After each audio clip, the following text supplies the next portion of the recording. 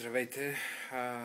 Днеска е 28 и преди да си легна, както виждате, съм в леглото си. Съжалявам, че така от леглото ще говоря, но не исках да минава деня без да споделя какво стана днеска.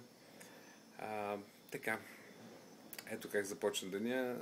Сутринта станахме по-рано с Артуро.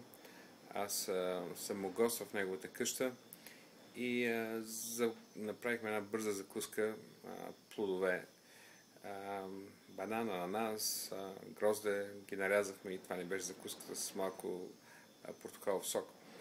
И след това заговорихме за Божието царство.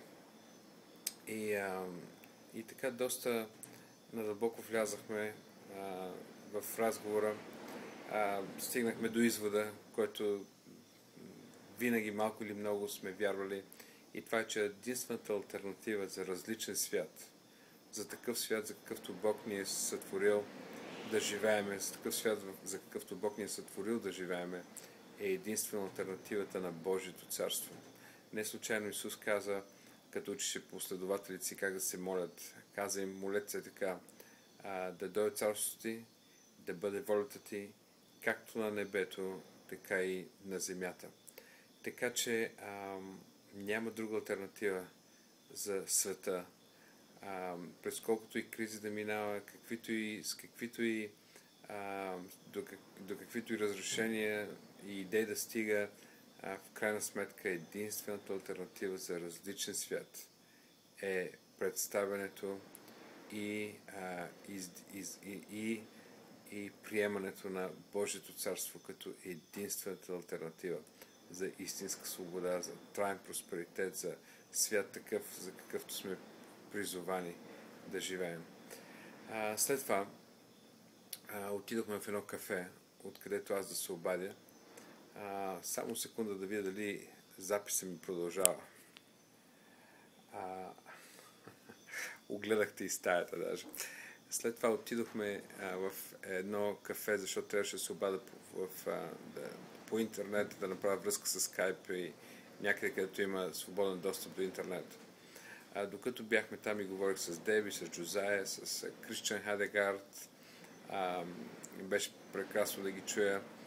След това изведнъж точно до нас дочухме разговор.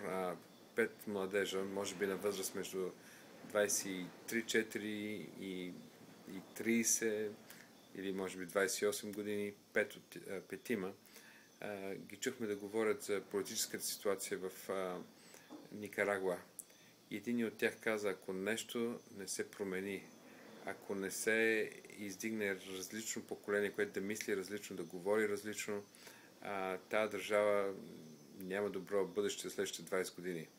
За тези от вас, които не знаят, в момента от 4 години президент на държавата е Даниел Ортега, който е бивш комунистически водач, който беше отстранен с революция в началото на 90-те и се върна преди 4 години на власт с 37% гласували за него, и в момента е на 10 месеца от новите избори след 5 годишния му мандат.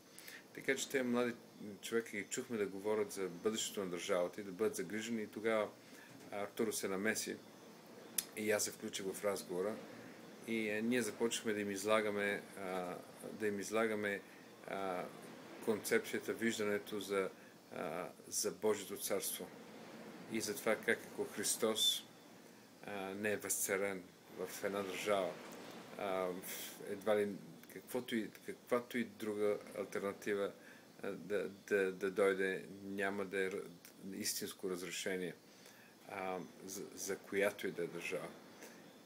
Но както и да е, много силно впечатление ми направиха тези млади момчета, понеже те имат организация, която в момента се заражда, и тя е просто да дадат началото на едно ново поколение водачи в тази държава, които имат различен морал, различни ценности, които се целят в различни се целят в неща, които ще дадат най-доброто бъдеще за поколенията след тях. както и да е, много силно ме докосва този разговор с тях. Защото си мисля, ето такива хора се нуждаят не само Никарагуа, между другото втората най-бедна държава в тази част на света след Хаити, но от такива хора се нуждаят всички държави по света. И след като разговаряхме с тях, те ни задаваха някои въпроси, ние споделихме, аз споделих за България, им казах, че името на нашата църква е почти същото на това видение, което те имат, ново поколение. И Артуро, накрая преди си тръгнем, Артуро ме помоли да се моля за тях и аз не знаех колко от тях са вярващи и нали, от каква вяра изповядват, но всички се изправиха и се хванахме за ръце и се молихме в това кафе. И аз се мога Бог да благослови усилията им, да ги напътства, да видят, да бъдат насърчени, като пожънат плодовете на семената, които са сели. Така че за мен беше чест, беше удоволствие да бъда с тия млади хора. Разменихме си имейли и се надявам, че ще поддържаме връзки за бъдеще. Бог е в бизнеса на промяна на държави и започва с някой, който милее, който иска да посвети живота си за нещо по-голямо от неговата собствена сигурност и посрещане на собствени нужди. Така че тия младежи представляват бъдещето на тази държава и аз се моля за тях.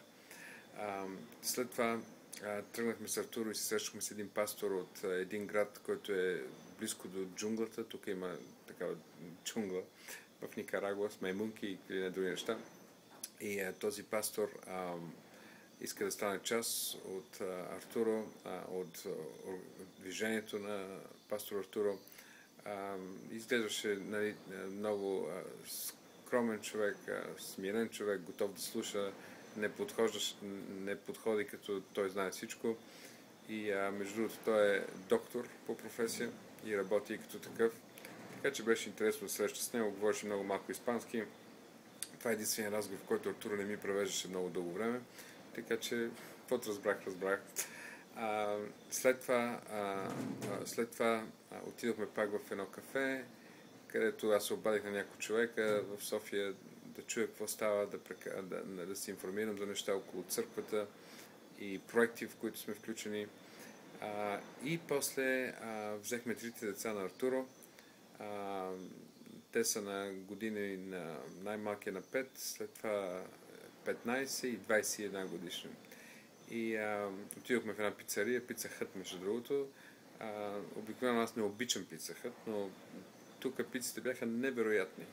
Някои пъти и това се случва в някои страни.